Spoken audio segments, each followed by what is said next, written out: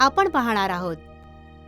मामाचे घर या गमतीदार खेळातून 14 खडीचा सराव कसा करायचा. नमस्ते. आपण आजच्या सत्रामध्ये 14 खडीचा सराव कोणकोणत्या पद्धतीने घेऊ शकतो ते पाहणार आहोत. तुम्ही या आधीच्या व्हिडिओमध्ये देखील 14 खडी मुलांना कशी शिकवायची, त्यासाठी कोणकोणती साधनं वापरायची हे पाहिलं असेलच. तर आजच्या सत्रामध्ये आपण 14 खडीचा सराव घेण्यासाठी एक खेळ घेणार आहोत आणि त्या खेळातून मुलांची 14 खडीचा सराव कसा होतो ते पाहणार आहोत. चला तर मग आता आपण एक गमतीशीर खेळ खेळणार आहोत बरं का. या खेळाचं नाव आहे मामाचे घर. मामाचे घर हा खेळ कदाचित तुम्ही सगळ्यांनी लहानपणी खेळला असेल. तुम्हाला आठवत असेल तर बघा, आपण पाठीवरती काही 1 2 असे अंक पाठीवरती लिहित होतो आणि मग त्या मामाच्या घरामध्ये पोचायचे. अशा पद्धतीने दोघांमध्ये तो खेळ आपण खेळत होतो.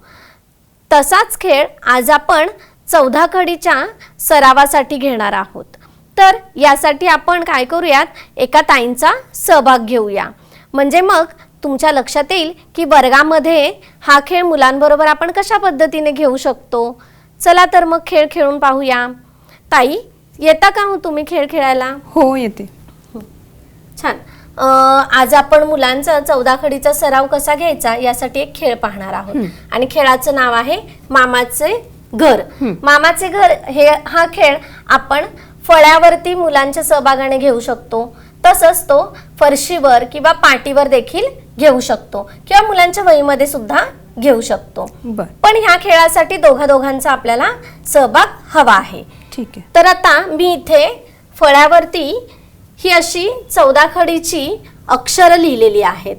तर जेव्हा आपण मुलांना कोणतीही अक्षरं देतो 14 खडीची, तेव्हा शिक्षिका म्हणून आपण ही गोष्ट लक्षात घेऊयात की मुलांना जे चिन्ह शिकवून झालेलं असेल तर त्या चिन्हाची अक्षरच आपण देणार आहोत. आणि जेव्हा मुलांचे संपूर्ण 14 खडी शिकवून झालेली असेल तेव्हा तुम्ही संपूर्ण 14 खडीच्या अक्षरांचा वापर इथं करू शकता. ठीक आहे. आता आपण खेळाला सुरुवात करूयात. तर सुरुवात करण्याआधी काय करूया, खेळाचे जे छोटे छोटे नियम आहेत ते मी तुम्हाला फक्त सांगते. तर हे सगळं आपण सोप्या शब्दात मुलांना सांगणार आहोत. इथून आपण हे जे घर दिसतंय की नाही, इथून आपल्याला सुरुवात करायची आहे. आणि तुम्ही शेवटी कुठल्याही अक्षरापर्यंत शेवट करू शकता. फक्त नियम असा आहे की सुरुवात करायची आणि खडू न उचलता आपल्याला त्या सगळ्या अक्षरांपर्यंत पोहोचायचं आहे. आणि जी रेघ आपण ओढणार आहोत ती रेघ एकमेकांना लागून नाही द्यायची, याची काळजी आपल्याला घ्यायची आहे. प्रयत्न करूया. ठीक आहे. ठीक आहे. म्हणजे इथून सुरुवात करणार. हो. आणि अक्षर तुम्ही सांगणार आहात? हो, अक्षर मी सांगणार आणि मग त्या अक्षरांपर्यंत तुम्हाला पोहोचायचं आहे. मग गोल कुठाही कसाही असेल तरी चालेल? हो, फक्त तुम्ही जी रेघ पुढेपर्यंत नेणार आहात ती दुसऱ्या रेघेला न चिकटता आपल्याला पुढे न्यायचं आणि त्यासाठी आपल्याला ते खडू न उचलता आपण असं म्हटलेलो आहोत. प्रयत्न करूया. हो, मजा येणार आहे आपल्याला ह्या खेळात. हा, आता मी तुम्हाला सांगते की आपण खो या अक्षराकडे जाऊया. चला, ताईंचे प्रयत्न छान चालू आहेत.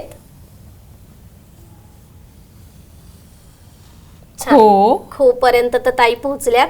आता आपल्याला घो ह्या अक्षराकडे जाऊया. घो. बर.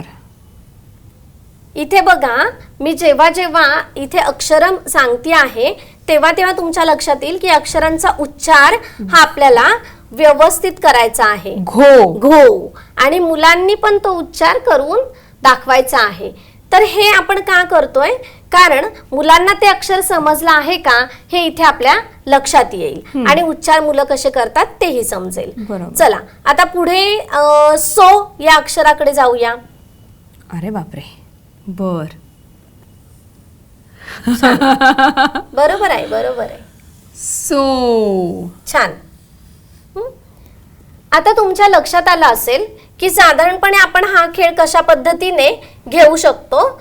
तर मुलांना जेव्हा आपण ह्या गोष्टी सांगणार आहोत तर इथे शिक्षिकेचं मार्गदर्शनही गरजेचं आहे. त्यामुळे आपण शिक्षिका म्हणून ते बघायचं आहे की मुलं व्यवस्थित ते अक्षर बोलून दाखवतायत का किंवा तिथे व्यवस्थित तो खेळ खेळतायत का. म्हणजे फक्त खेळ म्हणून आपण त्याच्याकडे पाहणार नाही आहोत. सो. हा, आता तुम्हाला जायचं आहे ते को कडे.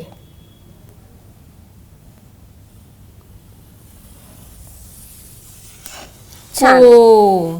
छान. आता ठो. ठो. ठो. कुठे आहे ठो? ठो. छान. आता तुम्हाला जायचं आहे ते टो कडे. टो. छान. आता आपलं कुठलं अक्षर राहिलंय यात? लो, वो आणि गो. हा, आता तुम्ही लो या अक्षरावर जा.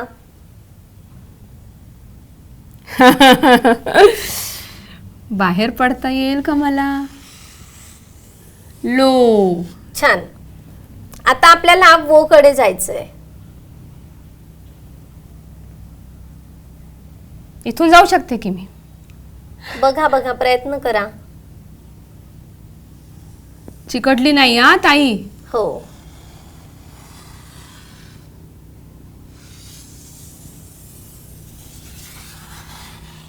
छान. बघा, मुलं असं स्वतः विचार करून पुढे जातात बरं का. वो. हो, छान, वा. मस्त. आणि मार्ग कठीण होता पण मुलांनी छान सोडवलेला आहे बरं का. आता राहिलं कुठलं अक्षर? गो. छान. तर मी गो हे पूर्ण करतेय आणि गो पासून पुढे मग हा, तुम्ही गो पर्यंत थांबू शकता हा. किंवा एखादं घर काढून तिथपर्यंत जा सांगू शकता. तुम्ही कोणतीही पद्धत वापरू शकता इथे. पण इथे उद्देश आपला काय होता की मुलांनी ती अक्षरं आपल्याला सांगणं आणि त्याचा उच्चार करणं. तर सरावासाठी खेळ हे माध्यम वापरले आपण आणि तो खेळ होता मामाचे घर. घर. कुठल्या चिन्हाचा सराव झालाय यातून ताई? एकाना एक मात्रा म्हणजे ओ. ओकार. ओकाराच्या चिन्हाचा म्हणजे काना मात्रा या चिन्हाचा आपला इथं सराव झालेला आहे. हो. आणि एक शिक्षिका म्हणून आपल्या काय लक्षात आलं या खेळातून आता? यामध्ये मुलं उच्चार करता आहेत, बरोबर. बरोबर करता आहेत का, अक्षर त्यांना तिथे सापडते का, बरोबर. जो शिक्षिकेने सांगितलेलं आहे अक्षर तर ते शोधायचा प्रयत्न करतायत का, बरोबर. उच्चार बरोबर करतायत का, आणि कोणतं शिल्लक राहिलेलं आहे, कोणतं इथे दिसतंय, ज्या घरावर जायचंय ते सापडते का त्यांना, त्याचाही उच्चार ते करून पाहतात. अगदी बरोबर. म्हणजे या सगळ्यातून मुलांना या ओकाराच्या चिन्हाची ओळख झालेली आहे का हे आपल्याला इथे समजतंय. समजतंय. छान ताई, मस्त खूप खेळलात छान. तुम्ही. धन्यवाद छान, ताई. धन्यवाद.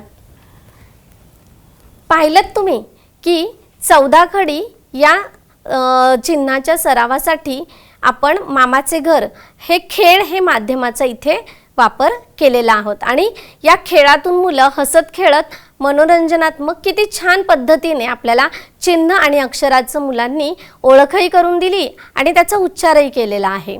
अशा पद्धतीने तुम्ही जर 14 खडीच्या सर्व चिन्हांची ओळख झाली असेल तर संपूर्ण चिन्हांचा तुम्ही असं एकेका चिन्हाचाही खेळ घेऊ शकता आणि तुम्ही एकत्रितरित्या सर्व चिन्हांची अक्षर असलेला खेळ देखील इथे घेऊ शकता. धन्यवाद.